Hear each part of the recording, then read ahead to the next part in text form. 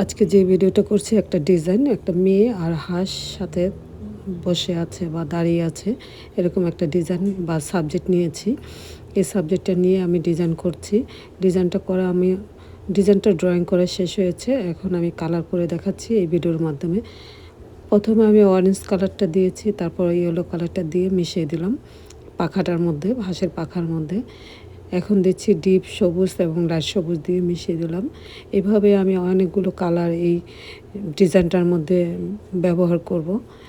তারপর হাসির ডিজাইনটা শেষ হয়েছে, এখন আমি মানুষটা যে ফিগারটা এঁকেছি ওই ফিগারটার কাপড়ের মধ্যে আমি এখন কালার করছি একইভাবে যেটা হাঁসের গায়ে করেছিলাম পাখার মধ্যে, এখন করছি এই ফিগারটার মধ্যে। ফিগারের কাপড়ের কালারটা এরকমভাবে deep orange and light yellow দিয়ে আমি মিশিয়ে দিচ্ছি।